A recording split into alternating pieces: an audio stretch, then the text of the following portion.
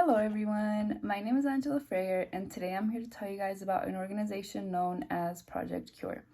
Now, I'm sure at least a few of us have heard of this organization given the fact that they are the world's largest distributor for donated medical supplies, equipment, and services. Today they are widely recognized for having provided relief to over 135 different countries. However, it wasn't always this way. Just like any other organization, Project Cure was born from a problem, or should I say, a man who noticed the problem and was very, very eager to find a solution. Back in the 1980s, founder Dr. James Jackson took a trip to Brazil. And while he was in Brazil, he noticed the immense amount of poverty, which is inevitable. You can go anywhere in the world and see poverty. But what really stood out to him about Brazil was that, let's say that, for example, me or you, we start feeling a little bit sick today. What do? Well, maybe we brush it off for a little bit, but if it continues for a few days, we'll go to the hospital. And let's say we'll get a checkup, and let's say we did have something, we'll end up getting a prescription or some type of medication. We'll take it and then we'll be fine. Or let's say something more serious. Maybe we have to get a procedure. We'll recover in a few weeks tops. But people in Brazil don't get that luxury. If they feel sick and it lasts for a long amount of time, that could be a death sentence. And it's because in countries like Brazil, they don't have access to good healthcare providers. And if they do, those healthcare providers may not have access to the proper medical supplies and equipment that they need to be able to treat these patients. And this was something that really stood out to Dr. Jackson. And so when he came back to his home in Colorado, he wanted to find a solution for this problem. And the way that because this problem, but not only the problem in Brazil, yes, he was introduced to this in Brazil, but it got him to thinking, this is just what I was able to see from visiting. I don't know what's going on in all of these other countries, because there's third world countries all over the world with lower access to resources. And he wanted to do something about it. He didn't just want to sit back and say, oh, well, too bad for them. I have access to these. I'm good. He wanted everybody to be able to have access to the adequate medical treatment. And this is where the slogan for Project Cure comes from, which is, where you live shouldn't determine whether you live. And this motivated him to go from hospital to hospital, trying to get medical supplies, trying to get them to donate medical supplies. And they did, because this was a very, very noble cause. And so they would donate him the medical supplies, and he would go home in his garage, pack them up, and ship them. And that's how it started.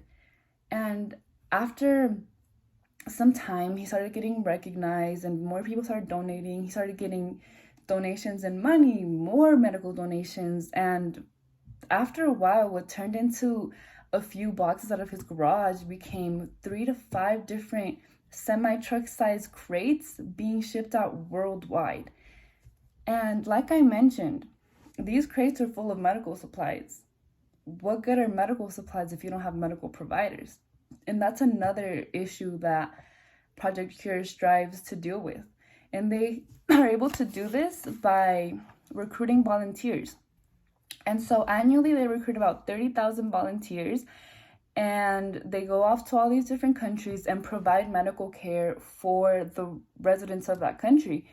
And I do want to note that when I looked on their website, there is actually a waiting list to be a volunteer. So they're doing really, really great.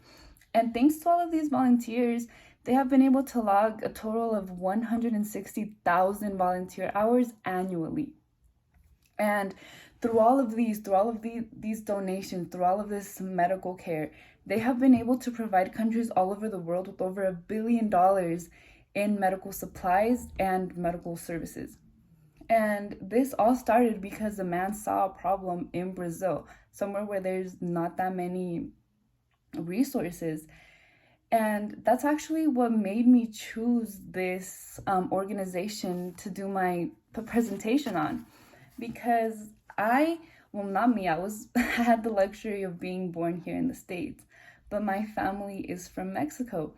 And my grandma, she was still living in Mexico when she was here visiting one day, and she just started to feel really sick, and we were all wondering what was wrong with her. And we took her to the hospital, like for emergency services and urgent care, and they found a tumor. And obviously it was very scary. She was an older lady.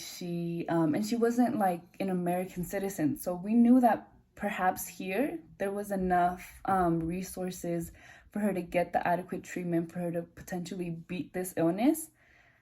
But since she wasn't like a resident, she didn't have a green card, she wasn't anything, she was just here on a visa, they provided her with that emergency service, but they wouldn't continue to see her. And, you know, no hate to them, they're just doing their job, but it was really a slap in the face to me and my family. We had to send her back to Mexico to get care there, and the treatment that she was getting wasn't the best ever. And unfortunately, she did die from her illness. And I can't say if you know, it's the fault of the healthcare providers, or if it's how far along her cancer really was. But to me, I've just always thought that it's because of the medical services that are available in Mexico. You know, my mom, she always tells me how they're not the greatest. And this just makes me notice how noble what Project Cure is doing truly is, because they're saving other people's grandmas. You know, like there's other people who find out that one of their relatives has a really, really bad disease or illness.